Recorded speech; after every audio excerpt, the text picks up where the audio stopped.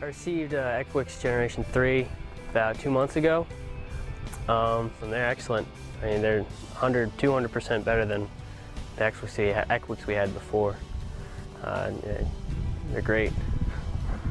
I think the modular system is awesome because, especially if you're wearing body armor, that fits real tight to your body, and it's hard to wear big bulky things like we had to wear before with our ECWCS. So the 7-layer system allows you to really mix and match to what's necessary so that you can achieve optimal performance and stay warm and comfortable and alive. Silk weights are great. They're loose, which I like. They allow a lot of airflow. They're really good at wicking sweat away from your body. The most important thing about wearing clothing, especially the cold weather clothing, is that it doesn't obstruct your movement when you're trying to do operations or you're trying to work with your hands or run somewhere. So it does a real good job of that because it's thin and it does an excellent job keeping you warm as well. It helped us out because the climate in Afghanistan is so much different than it is here. I mean, just drastically different. We were in the Chalke Valley in Afghanistan.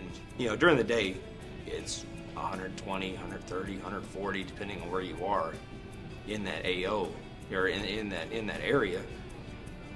And at night, it drops to 65, 70.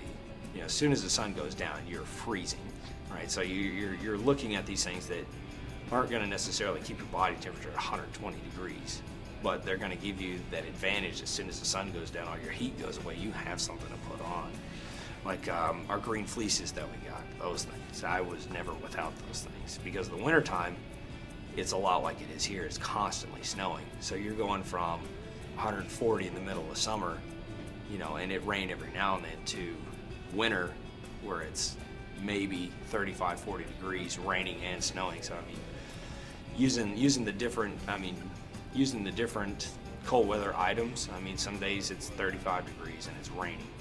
The other days it'll be 20 degrees and it's snowing. So I mean, you have to be able to fluctuate, you know, your body temperature so you can still do your mission, whereas at the same time not getting too hot or not getting too cold, you know, which in turn, you know, you run the risk of dehydration, you know, cold weather injuries, things like that. During the winter, depending on where you are in Afghanistan, you either have snow and Fort Drum conditions or you have just rain, right? And it lasts anywhere from, you know, the 1st of December to March, you know, I mean, so it's really long, a lot like it is here in New York. But the locals, right, you could set your watch by the locals in Afghanistan, well, the enemy locals, I should say.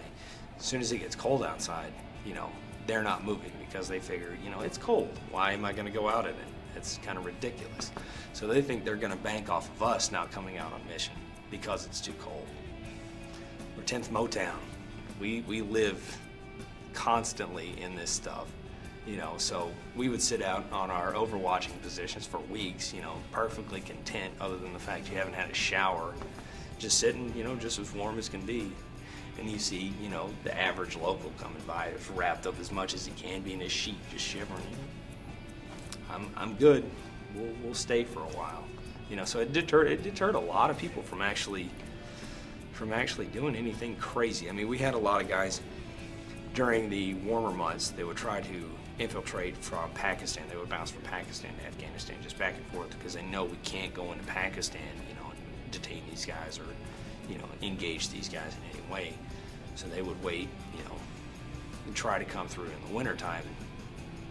What's going on? It's -20 and there's 50,000 Americans still here, all wrapped up and warm. Why is this happening? So I mean, I like them a lot more than the Gen 2s. A lot more comfortable and easy to wear. Silk weights are great. Usually sleep in them, that's how comfortable they are. And usually on the warmer days, I'll usually just wear the silk weights and the outer shell. Well, the grid fleece is great because especially it's better than the old polypros because it actually fits. And I like the half zip on the grid fleece. And it's usually those two pieces, the grid fleece and the silk weights, are usually all I wear, because those are warm enough for most days. The green fleece is good for indoor work or light outdoor work because you can wear it as an outer layer. It also has the green fleece has the Velcro on it for the name tapes, so I like that. It's been very beneficial in the sense that I can wear what suits the mission at that time. I know, like, I wear the silk weights a lot of the time under my ACUs. I say when I have to stand in formation and a jacket isn't required, I can just slip those silk weights on, run under my ACU top, and keep warm. A lot of the times I'm working outside in maintenance on vehicles, so it's good to have the fleece on. You know, it's something light. It doesn't decrease my mobility. I can still move around. It's not a big, bulky jacket, so it's been very beneficial to me in my job. Being up in the gunner's hatch, the wind, it's just horrible. Your face would be burned. You get wind burns on your, like, you'd have the wind blowing up your sleeves, so we wore the silk weights a lot. They're so light and so thin, you really don't feel them on. It doesn't interfere with your vest, wearing the vest. You don't interfere with moving around. In our turrets, we had smoke canisters on one side, our weapons on the other side, our primary weapon in front, so there's a lot of things going on. It didn't stop us from moving at all. We were only issued 2 pairs, and we went on a lot of missions, so sometimes they would still be in the wash whenever they say, hey, we're leaving, so couldn't wear them. Sometimes we'd go without them, and it was just a bad day. You'd be up there freezing. You'd have to jump into the vehicle for a minute or so trying to warm your hands up and everything. Just a horrible day if you weren't wearing silk weights. And when we were back on the FOB, we were, actually it was mandatory, we wore the fleeces. I was in AIT in Fort Lee, and I believe it hadn't snowed there in a long time, but ironically, the year I was there, it snowed like 8 inches, a lot. So I wore that actually all the time because no other bigger jacket other than the Gore-Tex was authorized. So I wore that the silk weight, the Poly Pro, under my uniform every day, and it actually kept me pretty warm, believe it or not.